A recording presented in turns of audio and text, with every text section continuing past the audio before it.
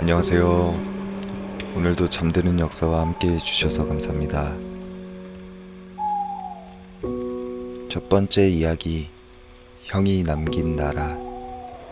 지난 이야기에서 우리는 유비가 여러 번의 실패 끝에 제갈량을 만나게 되는 과정을 함께 살펴보았습니다.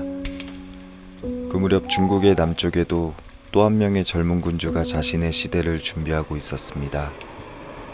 그의 이름은 송건, 훗날 오나라를 세운 군주입니다. 하지만 처음부터 누구도 그를 위대한 군주라고 생각하지는 않았습니다. 오히려 많은 사람들은 걱정했습니다. 과연 저 젊은이가 이 나라를 지켜낼 수 있을까?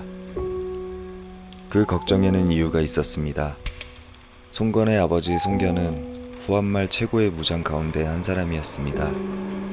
황건적의 난을 진압했고 동탁토벌에도 앞장섰으며 용맹하기로 이름난 장수였습니다. 그러나 그는 형주 전투에서 목숨을 잃고 맙니다. 가문은 순식간에 중심을 잃었습니다. 그 빈자리를 메운 사람은 장남 손책이었습니다.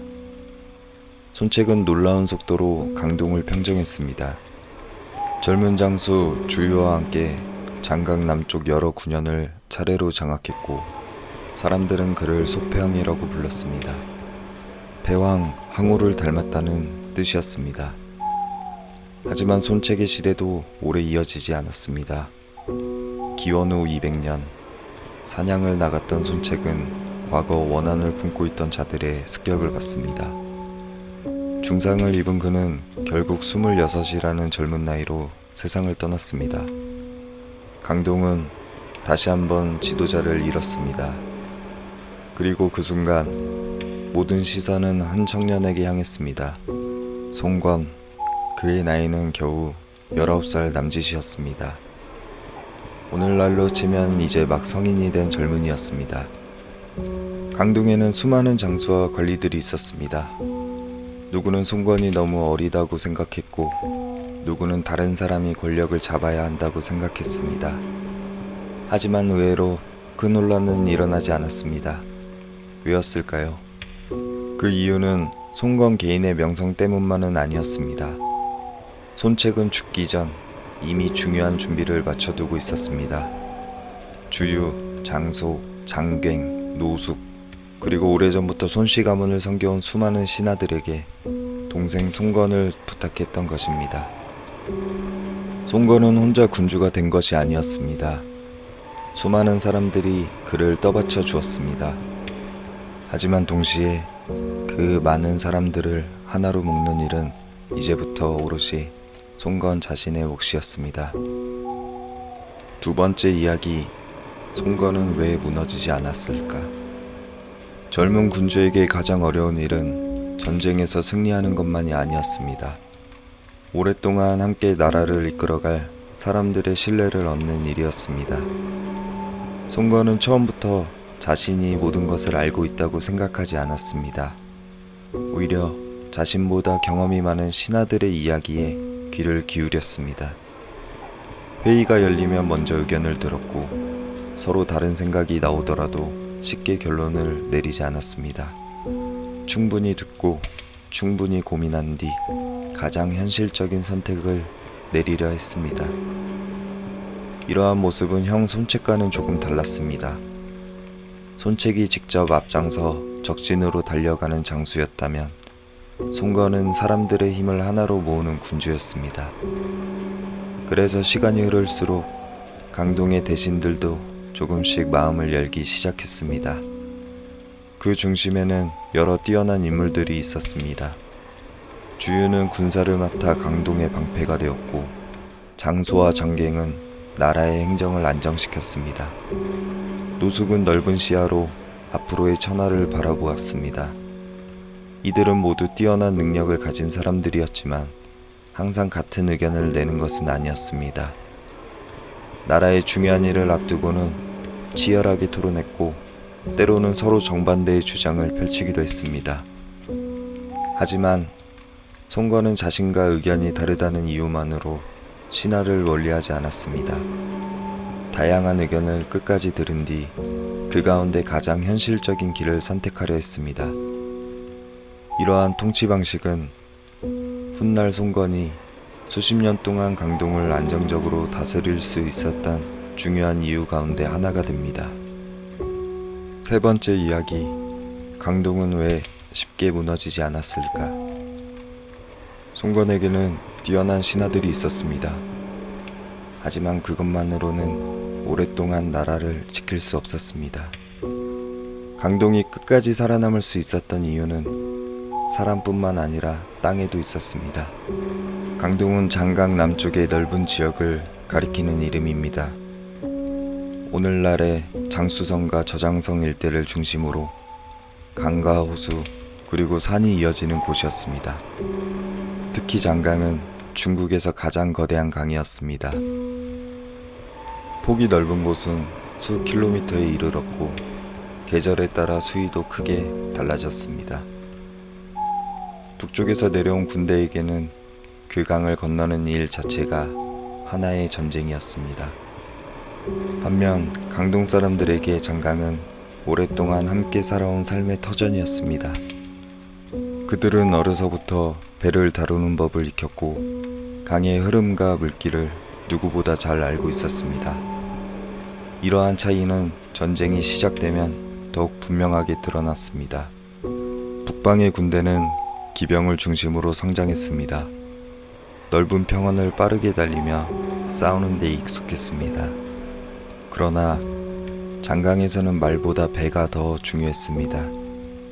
강을 건너는 법, 물살을 이용하는 법, 안개와 바람을 읽는 법까지. 강동의 군사들은 오랜 경험을 통해 그것을 몸으로 익히고 있었습니다. 그래서 강동은 단순히 남쪽에 있는 지방이 아니었습니다. 북방의 강대한 군대도 쉽게 넘어올 수 없는 거대한 천연 요새였습니다. 송건 역시 이 사실을 잘 알고 있었습니다. 그는 무리하게 북쪽으로 세력을 넓히기보다 먼저 강동을 더욱 단단하게 만드는 일을 선택했습니다. 성을 정비하고 군량을 비축하며 수군을 꾸준히 훈련시켰습니다. 겉으로 보기에는 조용한 시간이었습니다. 큰 전쟁도 화려한 승리도 없었습니다. 하지만 훗날 사람들은 알게 됩니다. 바로 이 조용한 시간이 강동을 지켜낸 가장 중요한 준비였다는 사실을 말입니다. 그 무렵 북쪽에서는 또 하나의 거대한 변화가 일어나고 있었습니다. 관도대전 이후 조조는 마침내 북방 대부분을 손에 넣기 시작했습니다. 천하에서 가장 강한 세력이 조금씩 남쪽을 바라보기 시작한 것입니다. 그리고 송건 역시 언젠가는 조조와 마주하게 될 것임을 알고 있었습니다. 네 번째 이야기, 북쪽의 거인이 남쪽을 바라보다. 기원 후 207년, 조조는 마침내 북방 대부분을 자신의 세력 아래에 두게 됩니다. 관도대전에서 원소를 무너뜨렸고 원시 가문의 마지막 저항도 차례로 정리했습니다. 이어 오한까지 평정하면서 북방에는 더 이상 조조를 위협할 만한 세력이 거의 남지 않았습니다. 오랜 전쟁 끝에 중원의 질서는 조금씩 하나로 모이고 있었습니다. 그러자 사람들의 시선은 자연스럽게 남쪽으로 향했습니다. 천하가 다시 하나가 되기 위해서는 장강 너머의 강동 역시 피할 수 없는 존재였기 때문입니다. 하지만 조조는 곧바로 군대를 움직이지 않았습니다. 그 역시 강동이 어떤 곳인지 잘 알고 있었습니다. 넓은 장강, 강력한 수군, 그리고 오랫동안 그 땅을 지켜온 손씨 가문. 쉽게 정복할 수 있는 상대가 아니라는 사실을 알고 있었던 것입니다. 그래서 처음에는 전쟁보다 외교가 먼저 했습니다. 조조는 송건에게 사신을 보내 관계를 유지하려 했고, 송건 역시 당장 조조와 충돌하는 길을 선택하지 않았습니다. 그에게도 시간이 필요했습니다. 강동은 아직 더 강해져야 했고 나라의 기반도 더욱 단단해져야 했습니다. 송건은 조급하게 움직이지 않았습니다.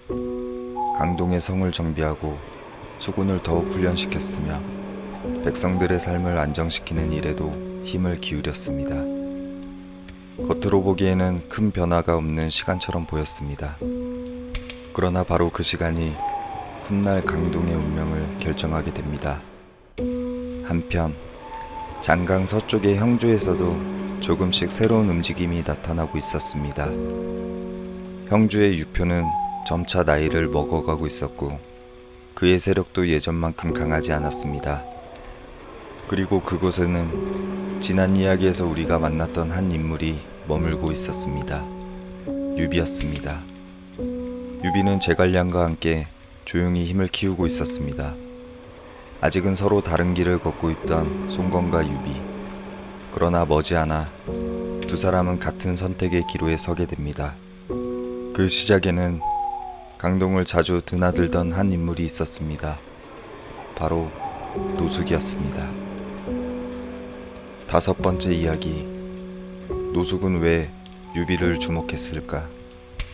강동이 안정을 되찾아가던 무렵 송건의 곁에는 천하의 흐름을 넓게 바라보는 한 사람이 있었습니다. 바로 노숙이었습니다. 노숙은 뛰어난 전략가였습니다. 하지만 전쟁에서 직접 공을 세우는 장수라기보다는 앞으로 세상이 어떻게 변할지를 읽는데 능한 인물이었습니다.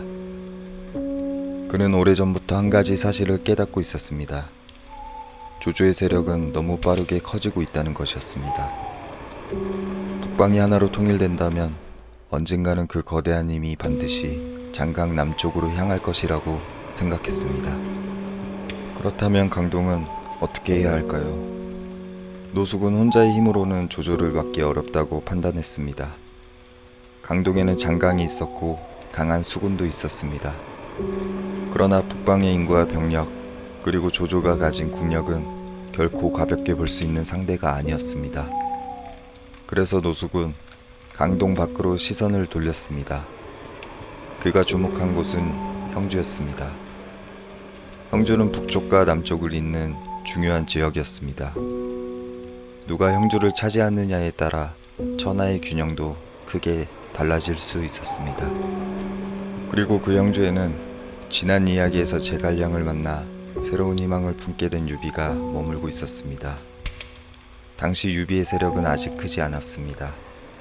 조조와 비교하면 아주 작은 군웅에 불과했습니다.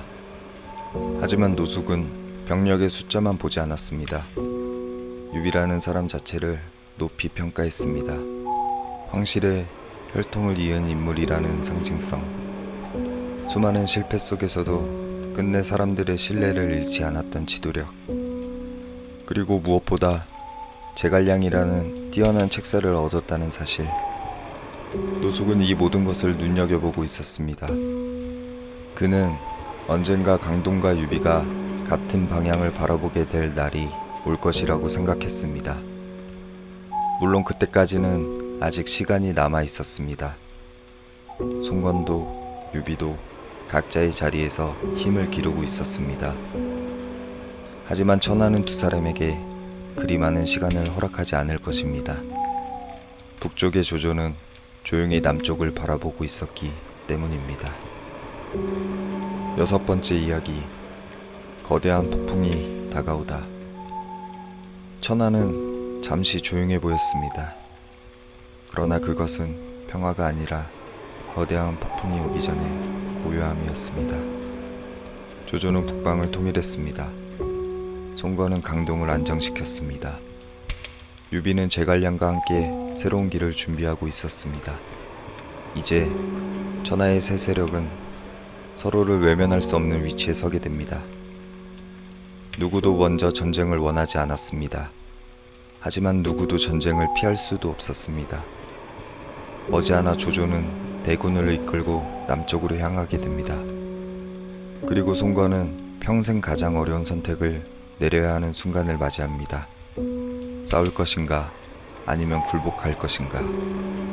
그 선택은 중국 역사 전체의 흐름을 바꾸게 됩니다. 다음 이야기에서는 삼국지를 대표하는 가장 유명한 전투 적벽대전이 시작되기 직전 송건과 유비가 어떤 선택을 내렸는지 함께 살펴보겠습니다. 오늘도 잠드는 역사와 함께 해주셔서 감사합니다. 편안한 밤 보내세요.